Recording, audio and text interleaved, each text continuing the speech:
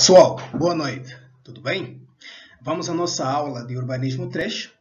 Estamos agora na unidade 2, seção 1, e a gente vai continuar com os nossos debates, com os nossos estudos que já começaram na aula passada, e aqui agora engrenando em um outro tema, tá bom? Preste então atenção ali nos próximos passos, ok? Vamos lá. A gente vai repensar um pouco nos temas que nós debatemos na sala de aulas na semana passada, que nós falamos sobre as tendências de urbanização, não é? Globais, inclusive. Nós falamos da questão do processo de metropolização, abordamos sobre os fatores, quais eram os fatores que contribuíam para a constituição de uma região metropolitana e também para a constituição de uma metrópole, ou como uma cidade se constitui uma metrópole. Nós focamos basicamente dois fatores, duas maneiras como essas regiões ou como uma cidade pode se constituir uma metrópole e uma região metropolitana. Nós falamos sobre as dinâmicas urbanas, as dinâmicas endógenas, os processos socioespaciais que acontecem na cidade e que esses processos podem levar à constituição de uma metrópole e, consequentemente, uma região metropolitana. Mas falamos também que haviam outros elementos, como o planejamento de cima para baixo, um planejamento entre aspas, estratégico, que muitas vezes fazem a constituição de uma região metropolitana, sem, no entanto, ter a presença dessas dinâmicas urbanas que nós falamos, como a complexidade da divisão social do trabalho, a mobilidade urbana, as questões socioeconômicas, o adensamento populacional do território, enfim, todos esses elementos que nós já conversamos na aula passada, ok? Agora, nós queremos falar um pouco de umas questões interessantes. Nós falamos do adensamento urbano, falamos de migrações, inclusive, e da constituição das cidades, e como as cidades chegaram ao ponto em que elas estão. Então, um dos fatores que nós conversamos bastante era sobre o adensamento urbano, que é este inchaço, digamos assim, entre aspas, que faz com que as cidades passam a absorver maior parte ou grande parte da população de um território e, consequentemente, o seu espaço passa a ser consumido por edificações. Então, isso é edificações por metro quadrado. Quanto mais gente morar mais ou menos gente morar em um determinado espaço, em uma determinada área urbana, isso vai determinar o tipo de adensamento que este espaço terá. Então, o adensamento pode ser maior ou menor, dependendo de cada caso. E é o que vamos falar aqui agora. Só que existe uma questão interessante que está bem relacionada com o adensamento urbano.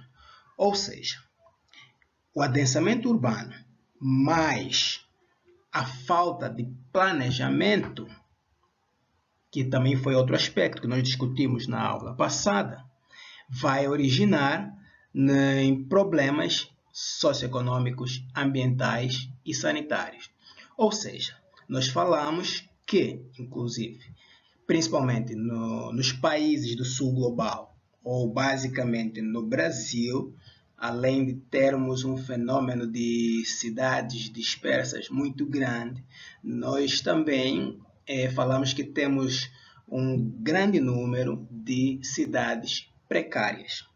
Não só no Brasil, mas em grande parte dos países do sul global. Certo? Os países em desenvolvimento, como queiram chamar, países periféricos, que seja. Uma das características das grandes cidades desses países é a precariedade do espaço urbano.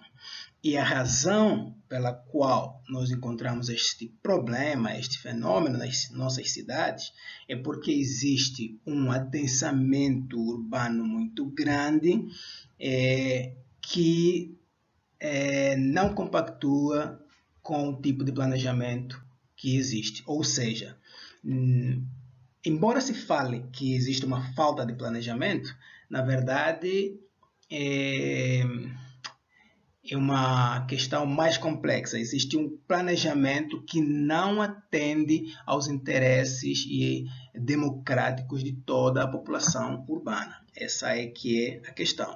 Então, coloquem em mente que, em primeira instância, os problemas socioeconômicos, ambientais e sanitários de uma cidade está relacionado com o adensamento urbano e a falta de planejamento, em primeira instância. Ou seja, quanto menos planejamento, menos infraestrutura dentro de uma área muito adensada, obviamente vai causar os problemas com os quais nós estamos acostumados ou que nós já os conhecemos, né? E isso gera outros problemas que fazem ou desenham um ciclo vicioso. Por causa disso, por causa dessa relação entre falta de planejamento e adensamento urbano, tem havido no mundo do planejamento urbano, da urbanização ou das políticas públicas, alguma construção de ideias para melhorarem um tanto quanto as nossas cidades. E é ali que surge um termo que temos ouvido muito, que é caracterizado como intervenções urbanas. Ou seja, como as cidades são precárias, a única coisa que se pode fazer são intervenções, podia até chamar cirúrgicas em alguns casos. São pequenas intervenções que se fazem nas cidades. Podem ser pequenas ou grandes, dependendo de cada caso, porque se nós formos na história, veremos que em Paris, em Londres, até mesmo Rio de Janeiro, essas cidades conheceram grandes intervenções urbanas e várias outras, como nós já vimos historicamente, tá bom? Então, aqui temos essa primeira questão. Intervenções urbanas têm a ver com as ações que são feitas no espaço urbano para modificá-lo, requalificá-lo, reorganizá-lo, enfim, para tornar o espaço mais habitável. Dentro disso, existem algumas categorias ou conceitos que têm vindo a surgir muito para o setor público que lida com a urbanização. Não é? Então, encontramos termos como, por exemplo, renovação urbana. Você vai ouvir muito falar sobre renovação urbana. Mas o que é renovação urbana? É um termo que é utilizado geralmente para as ações urbanas que são feitas na cidade para substituir os padrões antigos ou edificações ou malha viária e por outros mais, digamos, novos, tá? Como o nome diz, renovar. Então, ele tenta tirar o que é antigo para colocar algo que é novo, ok? O outro termo que nós encontrarmos, ou conceito, e eu já aconselho vocês a se aprofundarem nesses conceitos, que têm várias outras implicações, mas aqui vamos focar no que eles nos dizem por enquanto, é o que chamamos de revitalização urbana. A mesma coisa, vita, que é de vida, que é de refazer, novo, entendeu? Então é trazer de novo a vida, revitalização urbana. O que ele propõe, esse termo, é trazer uma nova vida a alguma área urbana. E isso geralmente é feito por meio de um planejamento estratégico que tenta incentivar os usos mistos e principalmente a melhoria das condições socioeconômicas e ambientais da cidade. Okay? Temos também um outro termo, ou conceito, que seja lá, chamado requalificação urbana. De novo, olha, você tem revitalização, que é uma vida nova, né, da cidade. Depois tem a requalificação, ou seja, é dar uma nova qualidade na cidade. E tem a renovação, que é pegar no que está, fazer novo aquilo que existe na cidade. Ok? Então, são já 3 ideias aqui presentes. Então, a requalificação tem a ver com essa questão de trazer de volta aquelas qualidades que uma cidade já possui ou possuía, que estão de alguma forma em desuso, ok? Então ela foca muito nas questões culturais e foca muito nas questões históricas, na preservação histórica do lugar ou do espaço urbano. Então ela requalifica e dá um novo sentido àquilo que faz a própria cidade, ok? É um outro modelo. Temos a conservação integrada. O que é a conservação integrada? É a adequação de edificações ou áreas antigas de maneira a torná-las utilizáveis para as funções contemporâneas.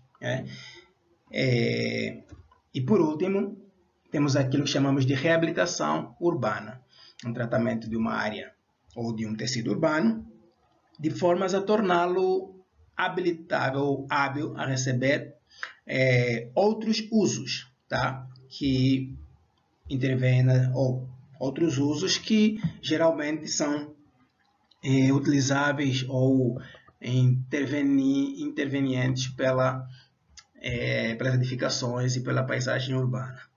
O que esses termos, essas ideias, esses conceitos têm em comum? A maioria deles, como por exemplo requalificação, renovação, na verdade todos eles causam um outro fenômeno que às vezes chega a ser um grande problema para nossas cidades, que é aquilo que temos chamado de gentrificação. Como já vimos, a gentrificação é um fenômeno que surge principalmente com a requalificação de uma determinada área urbana. Quando nós trazemos uma nova identidade, requalificamos uma determinada área e ela passa a ter novos usos, e as pessoas que moravam ou que já não estavam naquela área, ao verem que aquela área está requalificada e, claro, com um novo sentido, passam a habitar, a terra ganha novas proporções de valor, né? Ganha a nova valorização, e isso faz com que aqueles que moravam ali, porque antes era desqualificada, não era qualificada, passam a não ter espaço e poder econômico para sustentar essas áreas. Logo, eles se movem para áreas mais distantes, e aí acaba sempre tendo esse processo, esse ciclo vicioso. Na verdade, todos eles, infelizmente, quando não são acompanhados de políticas públicas e participação democrática, todos esses fenômenos acabam gerando aquilo que chamamos de